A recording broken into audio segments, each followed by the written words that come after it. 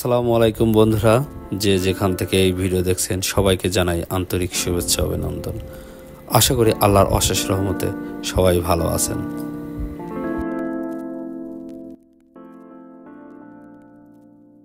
আজ আমি আপনাদেরকে নিয়ে এসেছি ক্যালিফোর্নিয়ার Santa Monika পিয়ারে।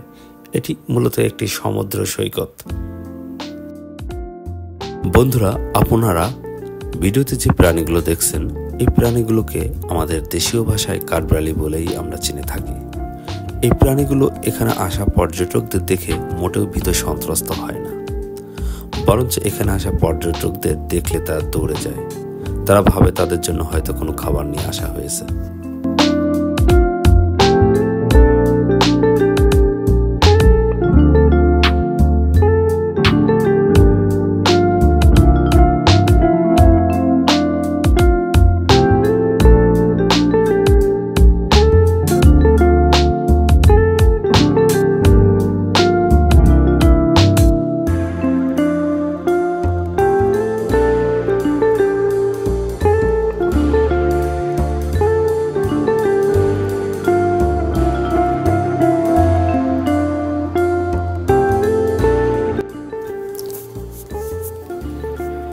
Santa Monika peer 1909 সালে এটি নির্মাণ করা হয়। সান্তা মনিকা পিয়ার মহাসাগর এবং কলোরাডোর সংযোগস্থলে প্রশান্ত মহাসাগরে অবস্থিত। মূলত সান্তা মনিকা শহরের জনগণের ব্যবহারের জন্য নির্মাণ করা হয়েছিল। এর সমৃদ্ধ এবং গৌরবময় অতীত এটিকে মনোমুগ্ধকর করে তুলেছে। এটি নির্মাণের পর থেকে অবিশ্বাস্য রূপান্তরের মধ্য দিয়ে গেছে।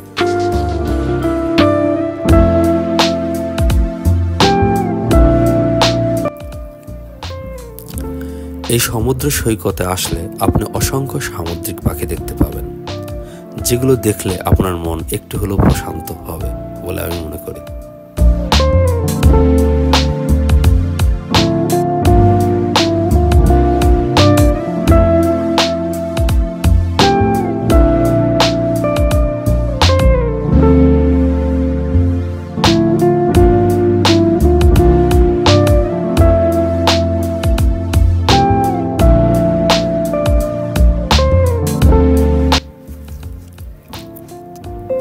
সান্তা মনিকা পিয়ারের উপরে রয়েছে প্যাসিফিক পার্ক।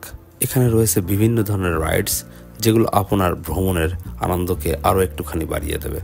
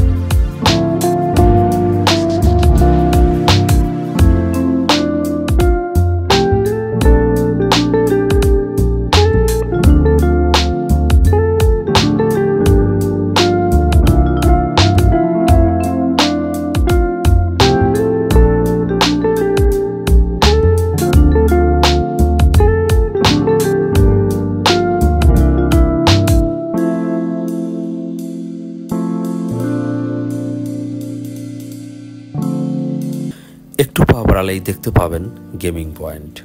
এখানে রয়েছে অসংখ্য গেম, যেগুলো সব ধরনের সব বয়সের পর্যটকই এই গেমগুলো খেলতে পারবেন। বিশেষ করে এখানে বাচ্চারা আসলে তারা অনেক আনন্দিত হয়।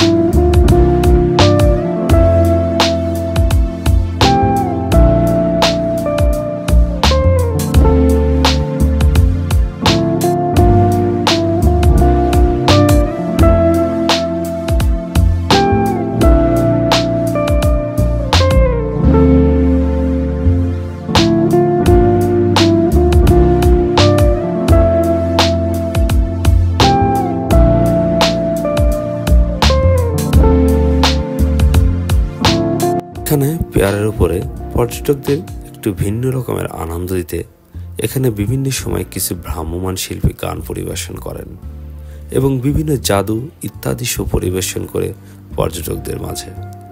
এতে পর্যটকরা খুশি হয়ে যে যা পারেন উপঢৌকন দিয়ে থাকে।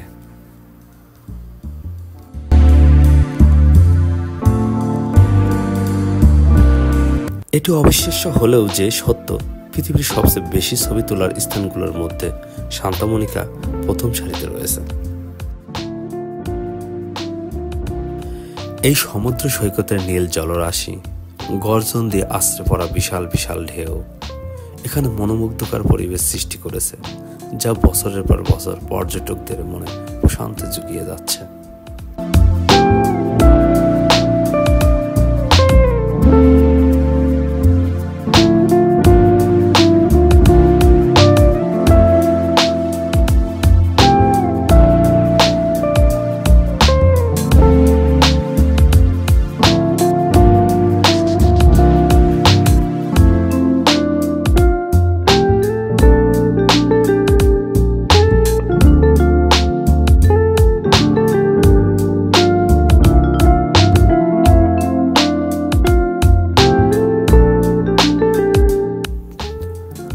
এতক্ষণ ভিডিওটা দেখার জন্য সবাইকে অসংখ্য ধন্যবাদ।